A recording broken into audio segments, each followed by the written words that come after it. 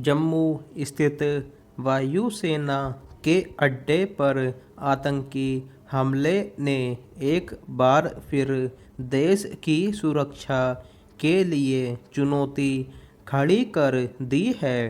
शनिवार आधी रात के बाद वायुसेना के ठिकाने पर ड्रोन के जरिए बम गिराए गए। यह पहला मौका है जब आतंकी हमले में ड्रोन का इस्तेमाल हुआ है। यह हमला गंभीर चिंता का विषय इसलिए है कि किसी सैन्य अड्डे जैसे संवेदनशील ठिकाने को ड्रोन के जरिए निशाना बनाया गया। इससे यह स्पष्ट हो चला है कि आतंकी अब घात लगाकर हमले करने के बजाय अत्याधुनिक तकनीक काम में ले रहे हैं। कश्मीर में आतंकियों के सफाए के लिए सेना ने जिस तरह से अभियान छेड़ रखा है, उससे आतंकियों के हौसले पस्त पड़े हैं। इसलिए हमले करने के लिए अब वे नए नए तरीके आजमा रहे हैं। कहने को जम्मू कश्मीर और इससे लगी पाकिस्तान सीमा पर कड़ी चौकसी है। चाक चौबंद सुरक्षा के दावे हैं। सेना, अर्धसैनिक बल, स्थानीय पुलिस सहित सारे बल दिन रात कड़ी सुरक्षा में लगे हैं। इतना सब कुछ होते हुए भी अगर ऐसे हमले हो जाएं तो सुरक्षा के मसले पर सवाल तो खड़े होंगे ही।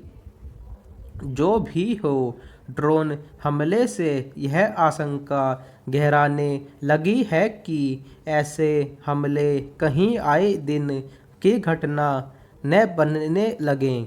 सैन्य ठिकानों की सुरक्षा व्यवस्था कोई मामूली नहीं होती।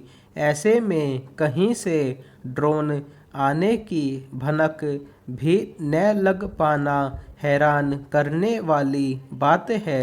अभी तो यही पता नहीं चल सका है कि ड्रोन आए कहां से और हमला करके कहां लौट गए।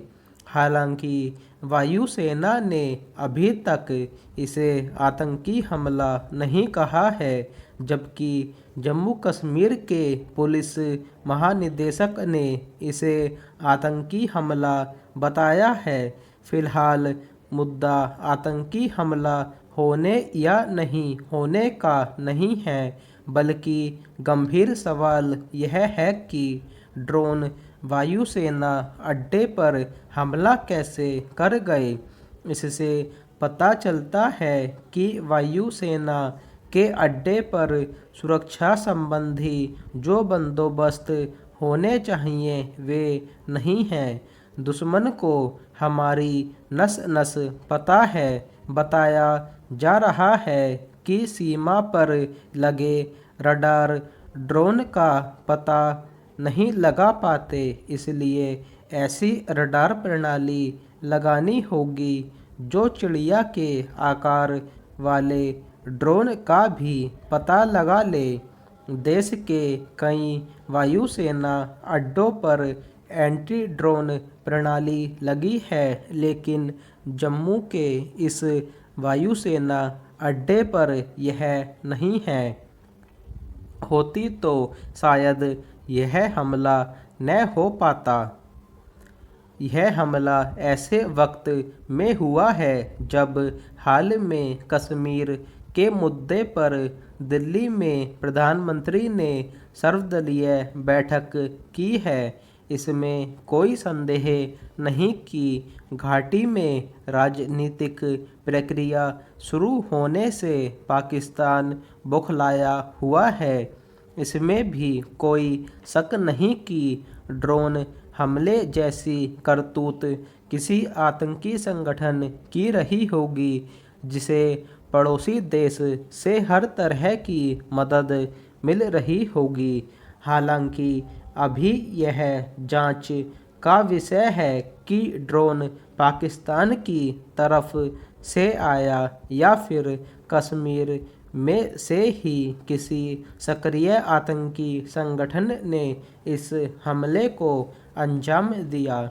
गौरतलब कि भारत उरी, पठानकोट जैसे वायुसेना के अड्डों पर हमलों से लेकर पुलवामा जैसे आतंकी हमले झेल चुका है, लेकिन जिसने भी और जैसे भी यह हमला किया या करवाया, उसने देश की सुरक्षा को आईना दिखाने की कोशिश की है। साथ ही यह चुनौती पेश की है कि भारत चाहे कितनी कड़ी सुरक्षा कर ले, लेकिन आतंकी हमले जारी रहेंगे। इसलिए भारत को अब नए सिरे से जवाबी रणनीति बनाने और सैन्य ठिकानों की सुरक्षा पर नए सिरे से सोचने की ज़रूरत है।